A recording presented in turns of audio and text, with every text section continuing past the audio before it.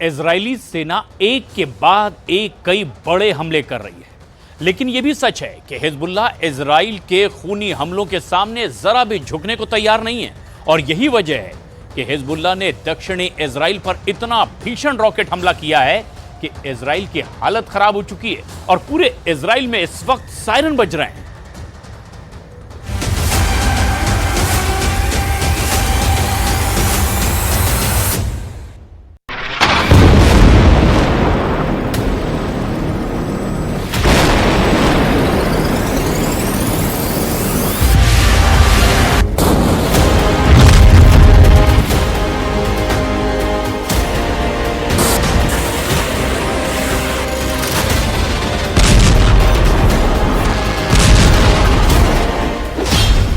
7 अक्टूबर जैसा खूनी हमला, हिजबुल्लाह का रॉकेट युद्ध।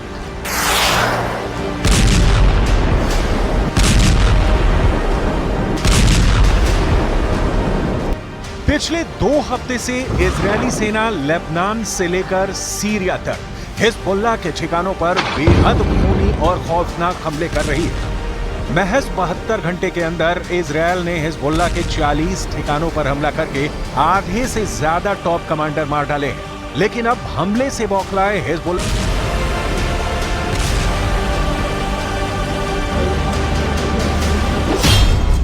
इजरायली मीडिया ने खुद माना है कि हिजबुल्लाह के लड़ाकों ने इजरायल पर रॉकेटों से भीषण हमला किया है। हिजबुल्लाह के दावों के मुताबिक रात के वक्त हिजबुल्लाह ने दक्षिणी इजरायल के इलाकों पर रॉकेट से हमले किए हैं।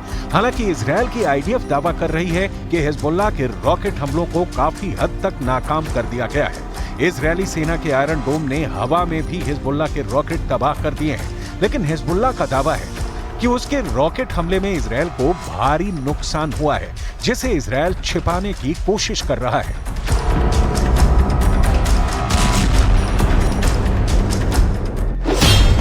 खौफ में इजरायल, 40 हमलों का बदला। अब आप ये भी जान लीजिए कि हिजबुल्लाह के खौफनाक हमलों से इजरायल क्यों घबराया हुआ है। हाल में इजरायल ने डंके की चोट पर कहा था कि उसने हिजबुल्लाह का सफाया कर दिया है। इजरायली सेना लेबनान में हिजबुल्लाह लड़ाकों पर कहर बनकर टूट पड़ी है। इजरायल के रक्षा मंत्री योव गैलेंट ने दावा किया है कि ईरान के हमलों में मदद करने वाले हिजबुल्लाह के आधे से ज्यादा कमांडर इजरायली सेना अब तक मार चुकी है। इजरायल के रक्षा मंत्री योव गैलेंट के मुताबिक इजरायल की आईडीएफ ने दक्षिणी लेबनान में हिजबुल्लाह के कमांड सेंटर को निशाना बनाया है। कुछ दावों के मुताबिक कमांड सेंटर में हिजबुल्लाह के टॉप कमांडर मौजूद थे, जिन पर इजरायल ने पहले मिसाइलों से हमले किए और फिर फाइटर जेट से हिजबुल्लाह के ठिकानों पर हमले किए हैं। इजरायल का दावा है कि इजरायल के इस हमले में आधे से ज्यादा हिजबुल्लाह के टॉप कमांडर मारे जा चुके हैं। ये वो कमांडर थे जो लगातार ईरान की मदद इजरायल पर हमला करने में कर रहे थे। दक्षिणी लेबनान में इजरायल के इस बेहद खूनी हमले से ईरान, हूथी और हमास बुरी तरह बौखला गए हैं। התוצאות המבצעיות הן מרשימות מאוד. מחצית ממפקדי חיזבאללה בדרום לבנון חוסל.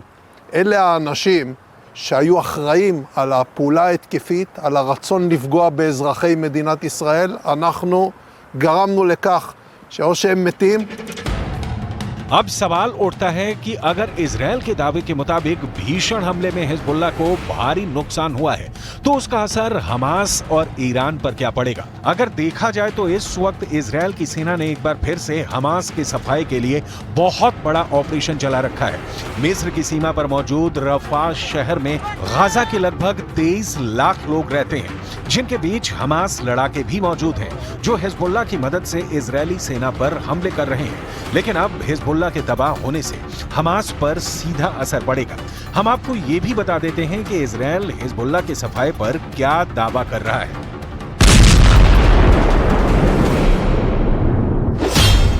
इजरायल के रक्षा मंत्री योव गैलेंट के दावों के मुताबिक आईडीएफ ने दक्षिणी लेबनान में हिजबुल्लाह के ठिकानों पर हमला किया है। दावे के मुताबिक आईडीएफ के भीषण हवाई हमलों में हिजबुल्लाह के 40 ठिकाने पूरी तरह से तबाह हो गए हैं। आईडीएफ के 40 हमलों में हिजबुल्लाह के आधे से ज्यादा टॉप कमांडर्स के मारे जाने का दावा किया गया है। आईडीएफ का यह हमला ऐता अल शाब के पास किया गया है।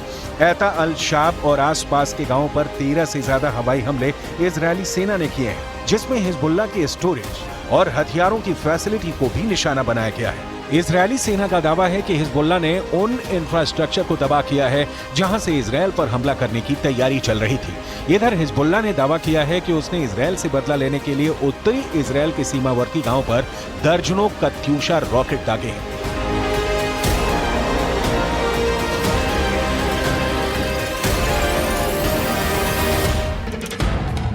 बेशक ईरान समर्थित हिजबुल्लाह को तगड़ी चोट इजरायल ने पहुंचाई हो, लेकिन हिजबुल्लाह को खत्म करना इतना भी आसान नहीं है। ईरान हिजबुल्लाह को और ताकतवर बनाकर हमले करवा रहा है। यही वजह है कि कमांडरों के मारे जाने के बाद भी हिजबुल्लाह ने इजरायल पर रॉकेटों की बौछार कर दी।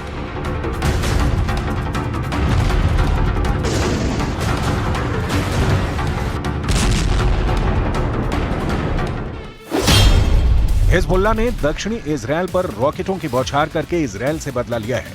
हिजबुल्लाह के दावों के मुताबिक उसने 30 से ज्यादा रॉकेट दक्षिणी इजरायल पर दागे हैं।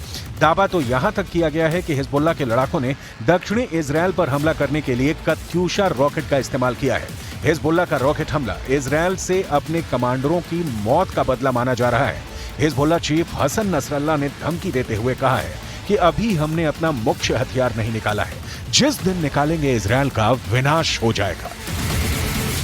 الأساسي بعد ما طلعناه، القوات الأساسية بعد ما استخدمناها. لمعلوماتكم نحن بعدنا حجز قوات مش عاملين. نحن الشباب يشتغلوا بالجبهة خدمة إجازة، يعني بيروح بيخدم وقته بيرجع على بيته، بيطلع بديله بيخدم وقته بيرجع على بيته وهكذا. ومع ذلك عاملين الإنجازات المعمولة بالشمال اللي سألوا الإسرائيليين عنها. हिजबुल्लाह की ताजी खूनी धमकी को इजरायली सेना जरा भी हल्के में नहीं ले रही है।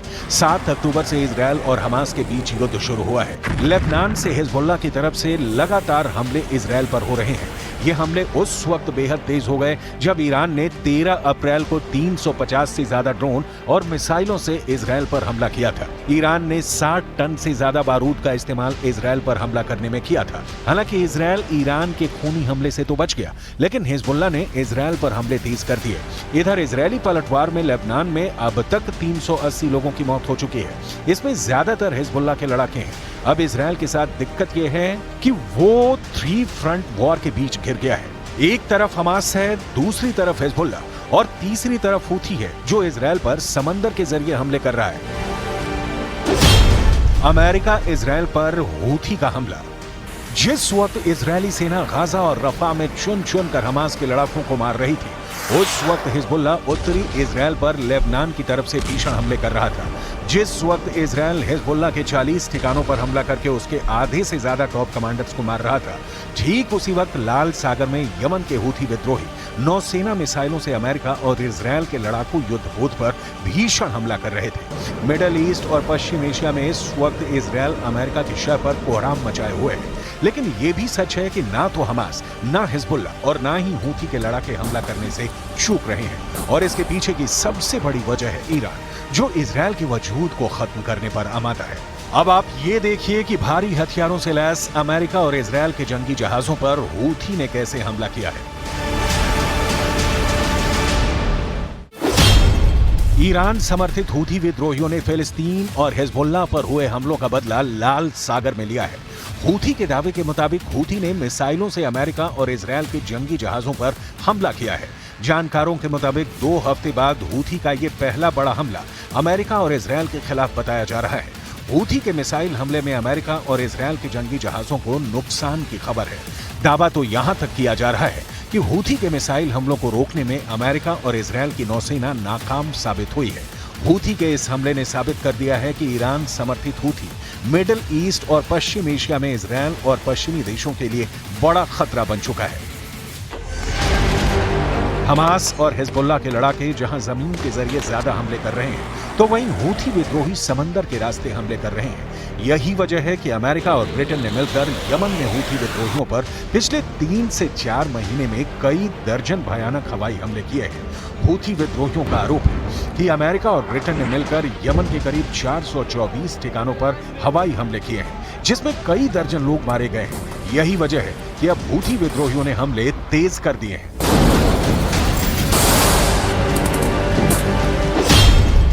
ईरान समर्थित हूथी विद्रोहियों के प्रवक्ता याया सारिया ने दावा करते हुए कहा कि लाल सागर में अमेरिका के 2 जहाजों पर हमला किया गया है, जिसमें से एक जहाज अमेरिकी विध्वंसक है, जबकि इजरायल का एक क्रूज जहाज हूथी हमले का शिकार हुआ है। हूथी ने अमेरिका और इजरायल के जहाजों पर नौसैनिक मिसाइलों से हमला किया है। हूथी के दावे के मुताबिक उसके हमले में अमेरिकी जहाज मैस यॉर्कटाउन, अदन की खाड़ी में एक अमेरिकी विध्वंसक और हिंद महासागर में इजरायली जहाज MSC वेराक्रूज को निशाना बनाया गया है। نفذت القوات البحرية في القوات المسلحة اليمنية عملية عسكرية استهدفت سفينة ميرسك يورك تاون الأمريكية في خليج عدن بعدد من الصواريخ البحرية المناسبة وكانت الإصابة دقيقة بفضل الله. कुल मिलाकर गाजा युद्ध पूरे मिडिल ईस्ट और पश्चिम एशिया के युद्ध में बदल चुका है। इजरायल एक ऐसी जंग में फंस चुका है जिसके अंत की तारीख दूर दूर तक नहीं दिख रही है। ये जंग अब सर्वनाश के साथ ही खत्म होगी।